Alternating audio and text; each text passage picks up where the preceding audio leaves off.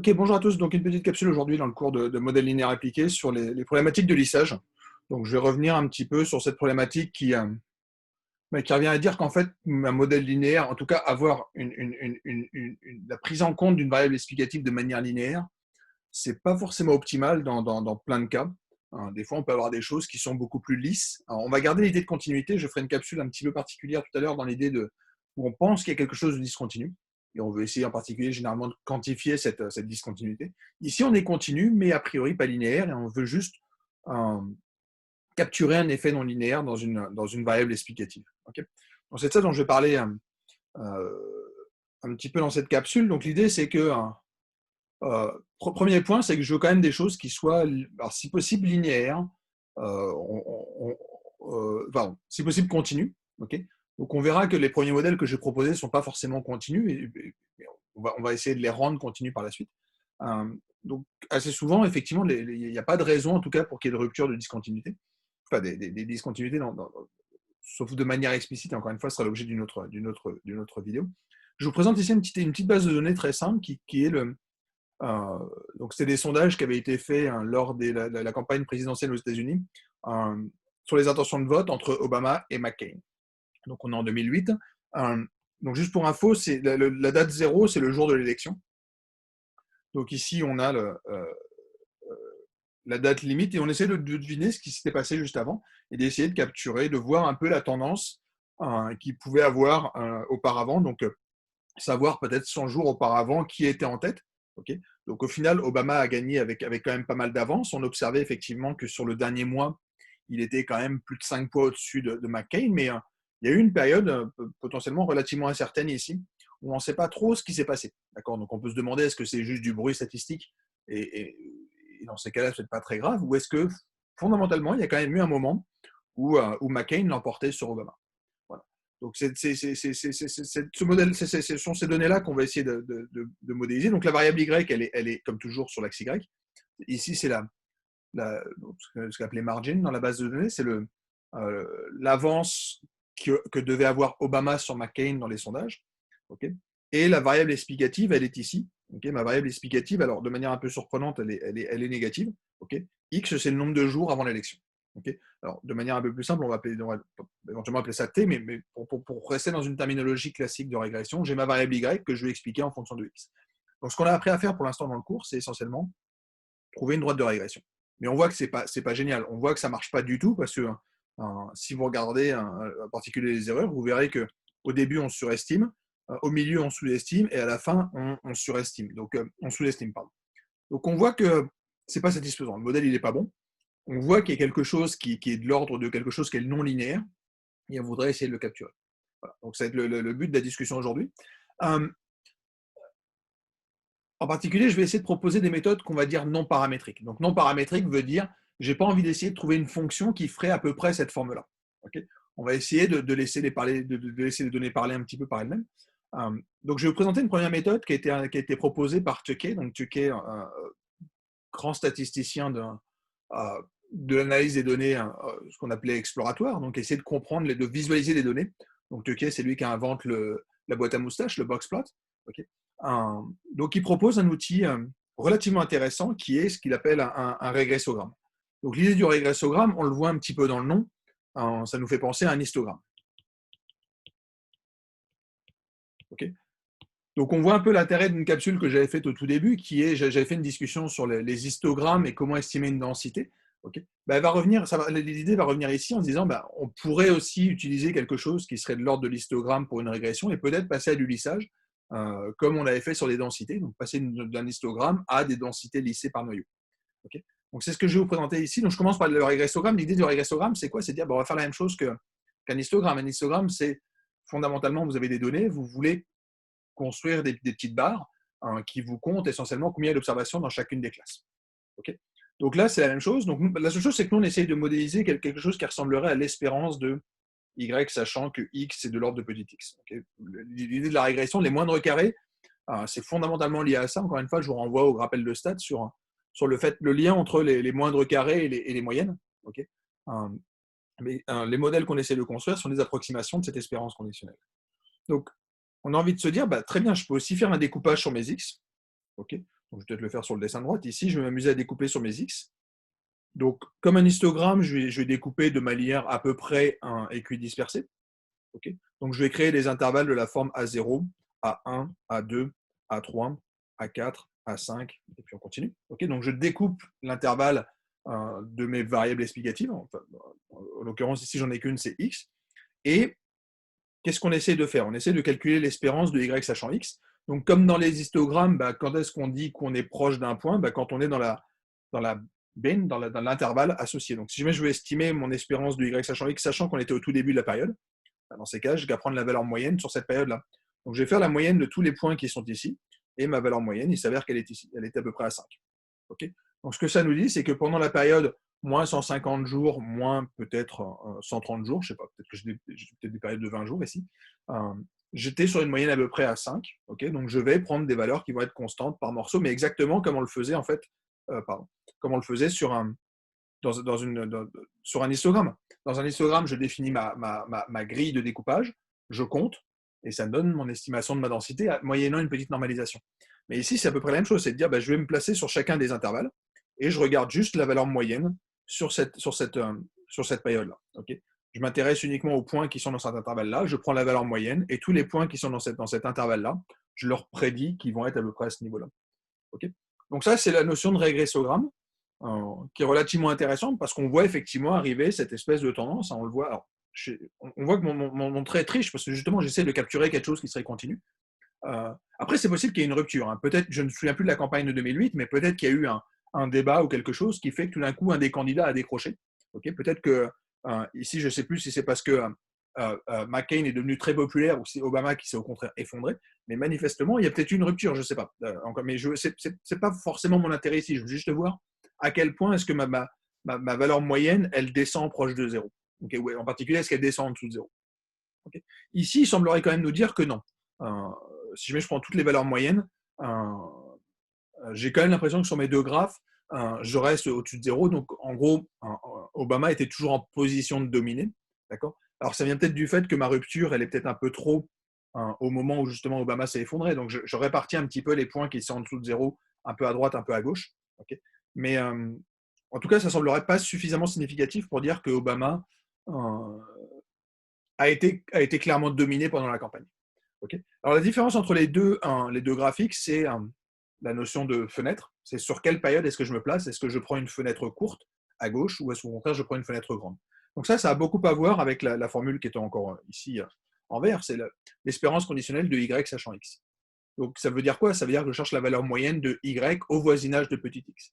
Donc c'est comment je définis mon voisinage. Est-ce que être proche de moins 100 jours, c'est être entre moins 2 et moins 98 jours, ou est-ce que c'est entre moins 120 et moins 80 jours?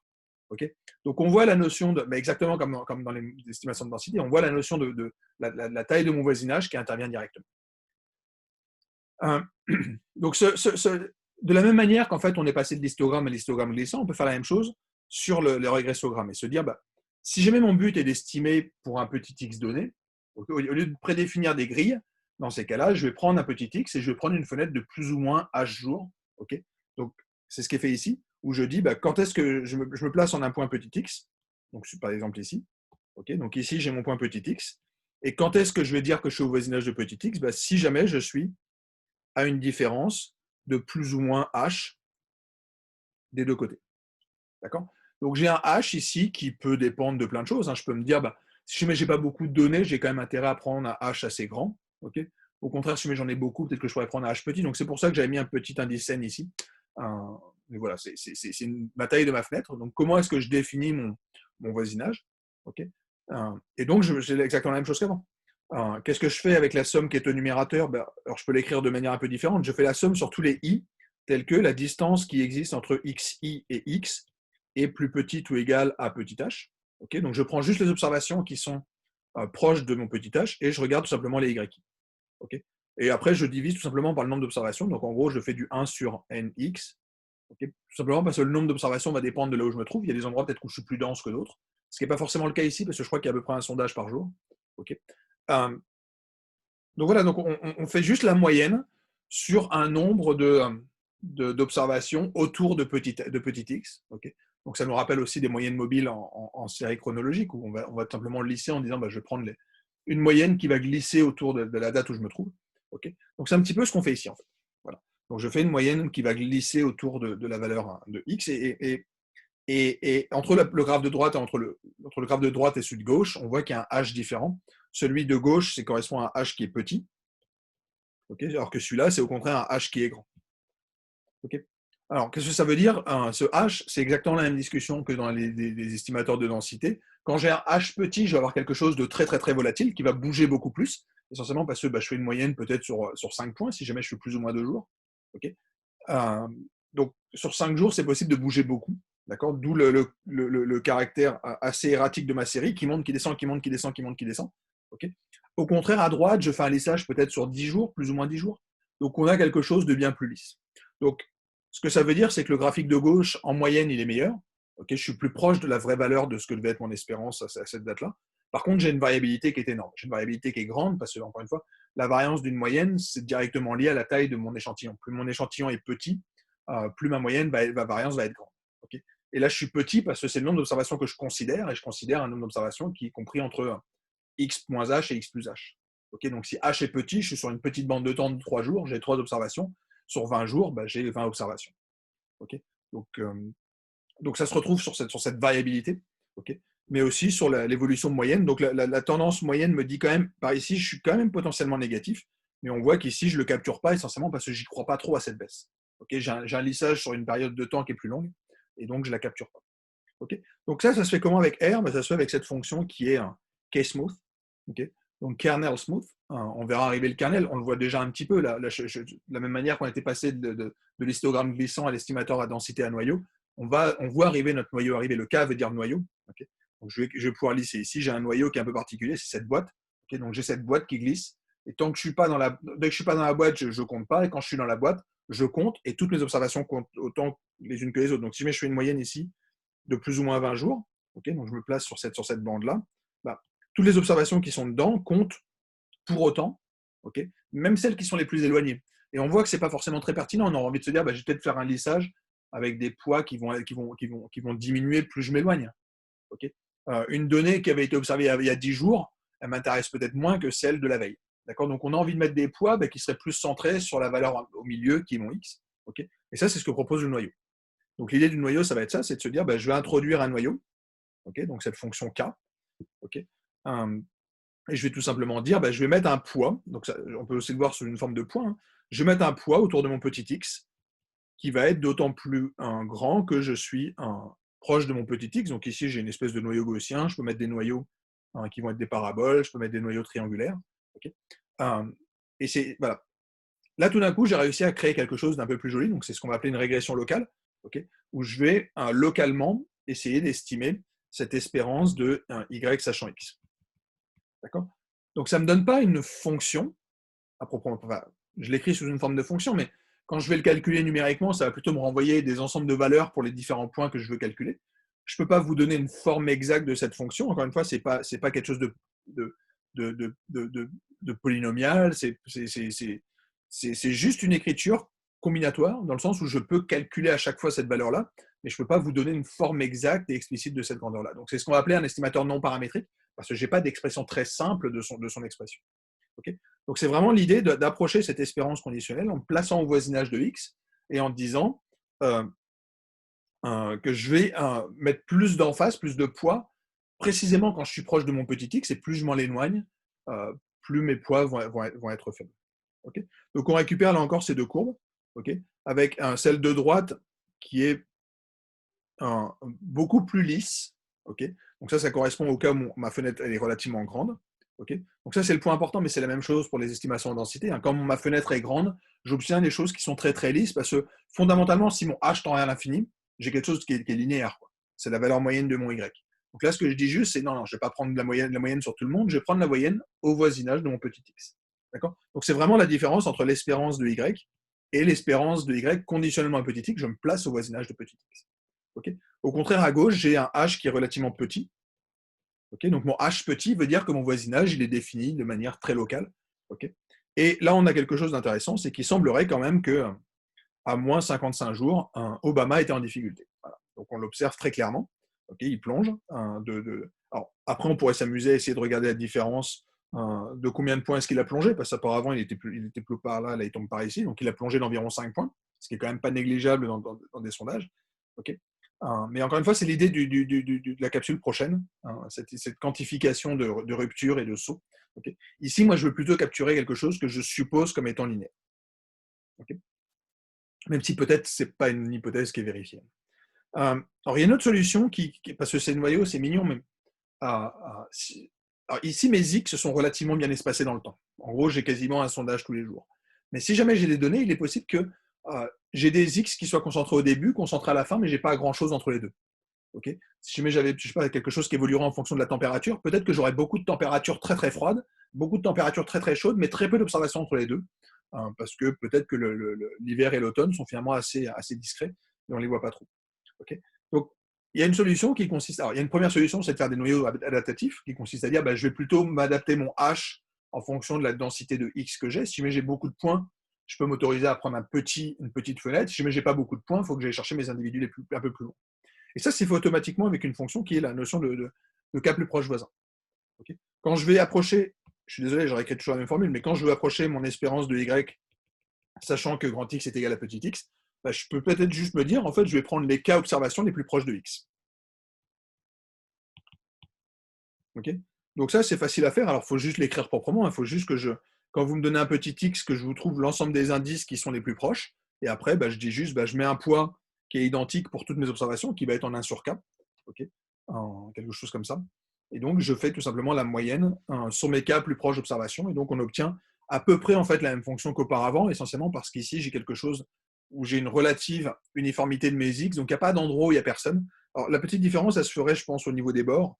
C'est qu'au niveau des bords, ici, quand je calcule ma moyenne, j'utilise toujours, donc si jamais j'utilise 15 voisins, normalement, je dois utiliser à peu près les mêmes 15 voisins que si jamais j'étais un petit peu avant.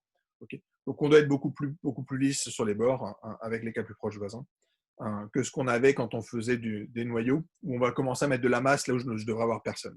Okay. Donc, c'est ce genre de choses, ce genre d'outils qu'on peut utiliser, c'est une notion de cas plus proche voisin. Je vous mets des fonctions en R qui le font.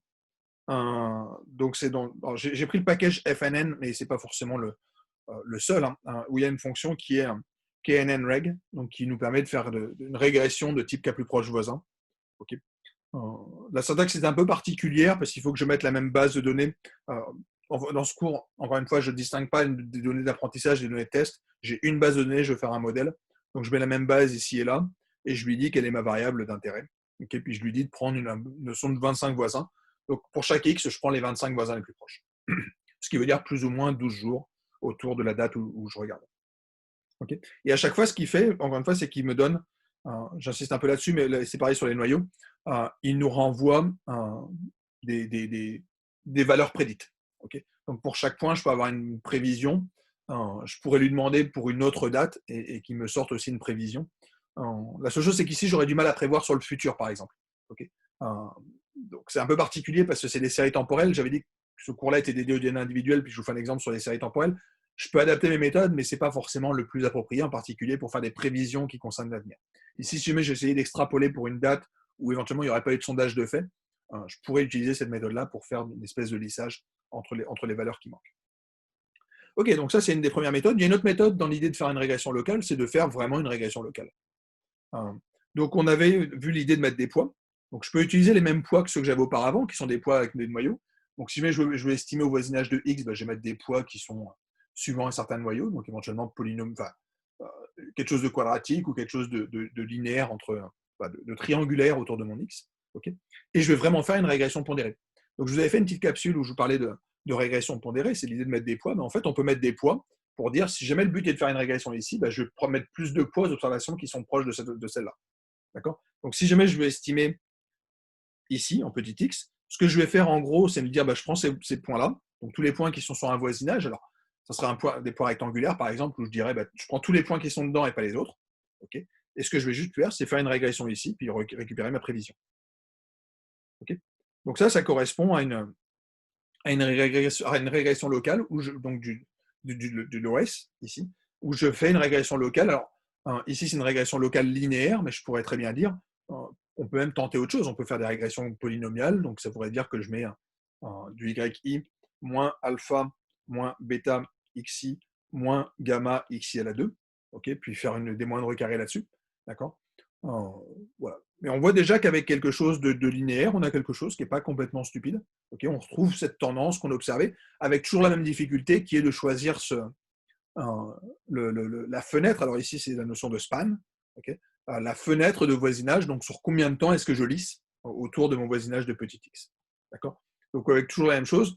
À gauche, j'ai une fenêtre relativement étroite, donc je prends une régression locale juste sur les voisins très très très proches de mon petit x. Et à droite, au contraire, j'ai une fenêtre beaucoup plus grande, d'où le caractère beaucoup plus lisse de ma fonction. Okay. Les dernières familles que je vais présenter sont un petit peu différentes parce qu'en fait, elles sont plus proches de ce qu'on avait l'habitude de faire. C'est les notions de spline. Donc l'idée des splines, c'est de se dire, je peux peut-être mettre des fonctions paramétriques relativement simples comme transformation possible. Donc, quelles sont les fonctions qu'on va retenir? Donc, si je fais des splines linéaires, dans un premier temps, je vais faire du linéaire, je vais me dire que je vais intégrer des fonctions de ce type-là. Donc, je vais me donner des endroits où on va avoir ce qu'on appelle des nœuds. Donc, ici, je vais mettre des nœuds. Okay, et je vais mettre des fonctions qui me donnent globalement une fonction qui va être linéaire par morceau, mais qui soit en plus continue. Okay, donc, je pourrais très bien faire des régressions locales et me dire, je vais faire une régression sur les premiers tiers, une régression sur le deuxième tiers, une régression sur le troisième tiers. Okay, ça me donnerait des courbes peut-être un petit peu différentes, ça me donnerait peut-être quelque chose comme ça. Donc j'aurais peut-être une première régression comme ça, une régression comme ça, puis ensuite une autre régression comme ça. Okay, donc ça, ce serait des régressions par tranche. Okay, là, je rajoute une hypothèse très très forte qui est qu'il faut que je sois continu au point de mes nœuds. Et comment je peux faire ça? Je peux le faire très précisément en introduisant ces fonctions dont je parlais à l'instant, qui sont ces parties positives, tout simplement. Donc on retrouve, je vais utiliser une terminologie de financier, mais c'est un x moins un k plus, vous devez connaître ça. Ça si je rajoute un t ici, vous retrouvez le prix, si j'appelle ça S, ça doit vous faire penser à un cours de finance où j'ai le payoff d'une option européenne standard avec un strike à K. Okay, donc c'est juste dire que je prends la partie positive entre ma série X, okay, et ce qui se passe au-delà de S. D'accord, donc quand je suis en dessous de S, ça vaut 0. Et quand je suis au-delà, dans ces cas-là, j'ai tout simplement X moins S+. Okay, donc ça me permet d'avoir une fonction qui va être linéaire par morceau et continue. Okay, donc l'idée, c'est d'utiliser cette base de fonction linéaire par morceau continue à plusieurs nœuds. Okay, donc si jamais je regarde cette fonction-là, si jamais je prends par exemple 2 nœuds, okay, je vais avoir un premier modèle qui va me dire je commence à monter. Puis au moment où j'arrive à ma première rupture, dans ces cas-là, je vais avoir un coefficient bêta. Donc éventuellement, je vais avoir ici un bêta 1 qui va être négatif, genre moins 2. Dans ces cas-là, je vais descendre de 2. Et donc ma nouvelle pente, ça sera quoi? Ça sera je suis désolé, ça aurait été plutôt un bêta 2 ici. Donc ici, j'étais avec une pente qui était en bêta 0 plus bêta 1x. Okay, tout d'un coup, dès lors que je dépasse S, qui était la valeur où j'ai mon nœud, si j'essaie d'expliciter ce que vaut ma pente, c'est relativement simple. C'est bêta 0 plus bêta 1x plus bêta 2 x moins s. Okay, donc il n'y a pas de plus parce que je me suis mis justement à droite de mon s. Okay, et ça, quand je regarde l'évolution de cette chose, ça fait du bêta 0 plus bêta 2 s. Donc ça, c'est ma constante. Plus bêta 1 plus bêta 2 x. Donc ça devient ma nouvelle pente. Donc ma pente qui montait auparavant avec une constance de coefficient de pente bêta 1, tout d'un coup, si jamais j'ai un bêta 2 qui est négatif, ça veut dire que je vais avoir une pente qui va être plus faible. Si jamais mon bêta 2 était positif, dans ces cas, j'aurais une pente plus importante. Okay, donc mon bêta 2, c'est tout simplement la variation de ma pente autour de mon bêta 1. Okay, puis je vais continuer jusqu'à arriver au nœud d'après. Okay, à partir du moment où j'arrive au nœud d'après, qu'est-ce qui se passe juste après? Ma pente, elle devient un bêta 1 plus bêta 2 plus bêta 3. Okay, donc cette fois-ci, si mon bêta 3 est encore négatif, je continue à décroître. Donc je montais, ensuite je me stabilise un petit peu, puis ensuite je redescends. Okay, donc on voit qu'avec ces petites fonctions qui sont juste les parties positives, on arrive à capturer des évolutions qu'on n'avait pas jusqu'à présent, qui étaient quelque chose qui est non monotone.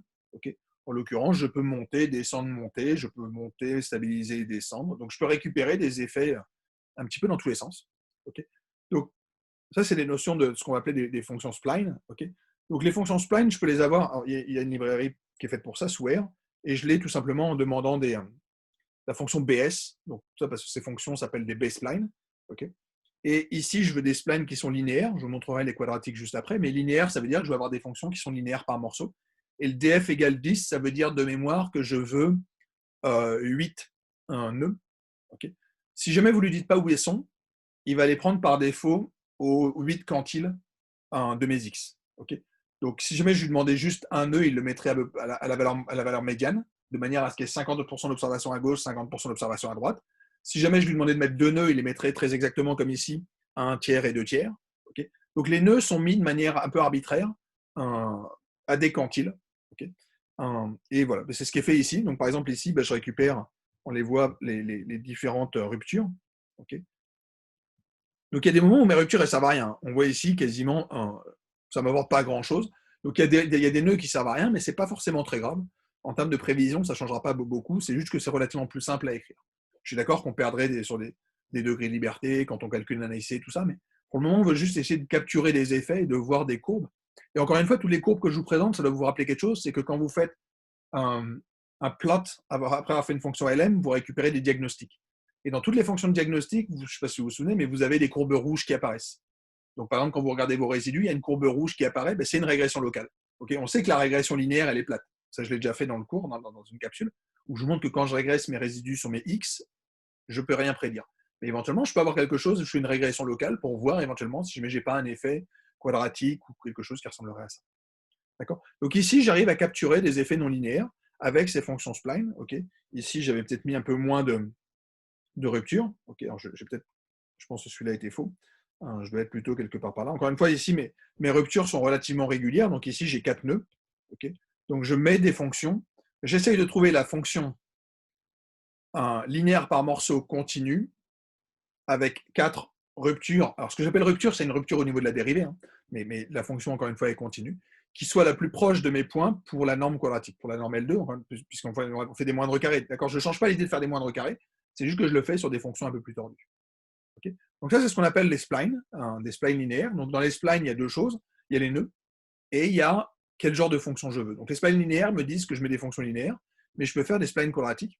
Donc l'idée des splines quadratiques, ça revient à dire quoi? Ça veut dire qu'on va mettre une parabole au début. Donc je vais commencer avec du alpha plus gamma x plus bêta 1 x à la 2.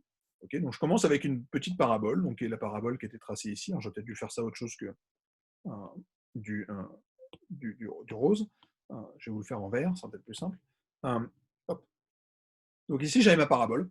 Donc alpha plus gamma x plus bêta 1 x à la 2. Okay. Sauf que j'introduis cette fois-ci non plus la partie positive, mais la partie positive au carré. Okay. Donc on a ces histoires de fonctions positives quadratiques. Donc, à quoi ça ressemble? La partie positive, à quoi elle ressemblait? Donc, c'était notre x moins s plus. Ok, oups, désolé, je suis passé sur le mode gomme. Donc, j'étais en 0, puis ensuite, je suis en x moins s. Okay. Donc, je prends cette partie positive, et là, tout d'un coup, je prends la version quadratique. Donc, quand j'étais sur 0, je reste sur 0, rigoureusement 0. Et ensuite, je vais avoir une parabole qui commence à 0, qui va être tout simplement ce x moins s au carré. Okay. Donc, qui aurait continué comme ça. L'avantage, c'est que là, je récupère une super régularité. Je suis vraiment très, très lisse, dans le sens où j'ai la continuité, mais en plus, j'ai la continuité de la dérivée, puisque la dérivée en 0, elle vaut 0. Okay. Donc, j'avais une dérivée qui vaut 0, puis qui, d'un coup, monte. Qu'est-ce qu'elle vaut, ma dérivée? Elle est de la forme 2 fois un x moins s. Okay. Donc, dès que je commence à m'éloigner un tout petit peu de s, ma dérivée elle commence à augmenter, donc je récupère cette croissance. Donc, c'est ce qu'on observe sur le graphe de droite, où effectivement, j'avais ma parabole qui continuait. Okay. Sauf que moi, j'ai une autre parabole qui va commencer. Donc, au début, je reste très, très proche. Donc, c'est vraiment cette idée de continuité de la dérivée. Donc, ma pente elle est rigoureusement la même. D'accord. Donc, j'avais une certaine tangence. Je continue, mais avec une force de rappel vers le bas qui est plus importante. Donc, ma fonction, au lieu de monter, en fait, elle va commencer à redescendre. Et puis, je vais avoir la même chose sur la partie de droite. Donc, en fait, au lieu d'avoir cette descente par ici, cette descente par là, je vais aller un tout petit peu plus à droite. Donc, je vais descendre, mais un peu moins vite. Okay. Donc, ça va me donner ces splines, ce qu'on va appeler les splines quadratiques. Okay. Donc, j'ai des splines 2 degrés 2. Okay. Donc, ce qui pourrait se capturer par ces fonctions-là. Alors, ce n'est pas exactement ces fonctions-là qu'utilise un R. Donc, quand vous utilisez cette fonction-là, il calcule d'autres fonctions. C'est un peu, formellement des choses un peu différentes, mais le résultat est exactement le même. Okay, donc c'est juste une écriture un peu différente de ces bases de fonctions, qui viennent plutôt de l'analyse numérique que de cette approche un petit peu avec les mains où je vous présente les splines, mais le résultat est exactement le même. Et donc je récupère ce lissage qu'on observe sur cette belle fonction. Donc on a des courbes qui deviennent tout d'un coup très lisses, très régulières, et pour toutes les fonctions que je vous ai présentées, je peux aussi avoir des intervalles de confiance. Okay, donc ça devient relativement intéressant parce que je peux regarder mes prévisions, je peux les encadrer, et, et ça sera utile en particulier quand on va faire des détections de rupture. Le fait qu'on ait des intervalles de confiance, si jamais je vous dis je fais un premier modèle à gauche, un deuxième modèle à droite, j'ai des intervalles de confiance et donc on pourra faire des tests de significativité de rupture, par exemple. Okay, donc c'est vraiment ces grandes familles de fonctions dans lesquelles on avait ce régrесsogramme qui devient du noyau. Okay, donc le noyau va me donner en fait une régression locale, dans le sens où je vais regarder sur un voisinage de petit x et puis je vais prendre la valeur moyenne. Mais si on voit la valeur moyenne comme étant un problème d'optimisation des moindres carrés sur une constante, finalement on est en train de voir la régression locale de manière plus générale. Au lieu de se dire je vais régresser sur une constante localement, je vais carrément faire une régression. Okay, donc ça va nous donner lieu à toutes sortes de modèles locaux. Okay, donc je vais pouvoir avoir ces fonctions qui vont évoluer en fonction de mes x et qui seront plus linéaires. D'accord, donc je peux capturer, je suis plus linéaire globalement, d'accord, mais je continue à avoir des fonctions en fait qui sont très proches de ce qu'on avait. Puis, alors, je ne vais pas rentrer trop dans la théorie des modèles de lissage, mais en fait, on va retrouver des modèles, si jamais vous voulez les écrire, pour quasiment toutes les fonctions que je vous ai présentées, on peut les écrire, on peut toujours continuer à avoir le fait que y, c'est une certaine matrice multipliée par y. D'accord, donc nous, ce qu'on avait auparavant, c'était de dire qu'on avait cette matrice H qui permettait de lier mes y chapeaux et mes y, mais en fait, je peux avoir des choses qui sont un peu plus compliquées, qui vont dépendre de l'endroit où sont mes x, ce genre de choses, mais on peut continuer à avoir ce genre d'écriture. Donc on reste dans les classes de modèles linéaires. D'accord, et juste pour conclure, alors je vous l'ai toujours fait ici en dimension 1 parce que c'est plus simple, mais en fait ça existe en dimension plus grande. Okay, donc par exemple ici je vous ai pris la base de données Prestige, okay, où on avait le prestige d'un métier en y, et puis on avait deux informations qui étaient x1 c'était le nombre d'années d'études, et x2 c'était lié au salaire. Okay, donc on pourrait se dire, la première approche c'est de dire je fais un modèle linéaire, donc c'est ce qu'on avait fait. Donc le modèle linéaire c'est fondamentalement un hyperplan, ou un plan en dimension 2. Okay, mais je peux très bien me décider à faire un régressogramme. Donc ça veut dire, je vais définir des petites partitions. Donc en fait, je vais me définir une grille de valeurs pour mes salaires et pour mes années d'études. Et je vais regarder en moyenne combien est-ce que ça vaut. Donc ça me donne des fonctions en escalier comme ça. Donc je peux voir, en l'occurrence on ne voit pas grand-chose, mais si jamais j'avais des choses beaucoup plus irrégulières, on le verrait. Et à droite, j'ai quelque chose qui va être des splines quadratiques bivariés. Okay, donc là, on capture des effets. Donc en particulier, on voit que sur la partie inférieure de mon graphe, je suis plus bas en fait que ce que me donnerait un modèle linéaire. On voit qu'on plonge, donc effectivement, les métiers qui sont très mal payés avec un nombre d'années d'études très très faible, le prestige est plus bas que ce que donnerait un petit peu plus d'années d'études et un petit peu plus de salaire. Donc on observe des choses qui sont un peu plus subtiles que le graphique, de gauche. Okay, donc ça nous permet de tempérer un petit peu la discussion et d'avoir des choses. Encore une fois, on a un modèle qui est largement plus souple que ce modèle linéaire. Donc ça peut paraître un petit peu exotique, mais en fait c'est très important en assurance, essentiellement parce que des variables comme l'âge, ça n'intervient pas du tout de manière linéaire.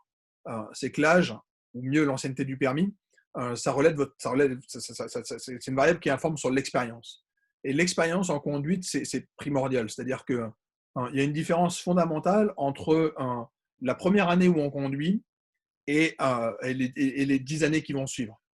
Okay, et l'expérience qui est acquise pendant cette première année, elle est énorme. Donc, on va vraiment avoir des apprentissages très très forts au début, puis après, on va se stabiliser. Donc, on a vraiment des effets non linéaires forts qui s'observent dans tous les pays du monde, avec j'allais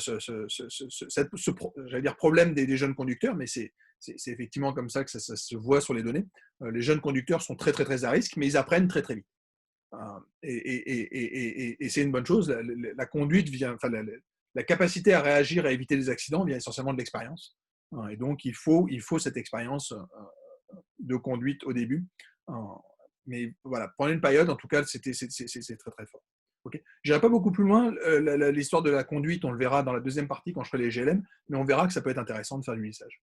Okay, je m'arrête là et il y aura juste une toute petite capsule qui suivra après sur les histoires de modèles de discontinuité.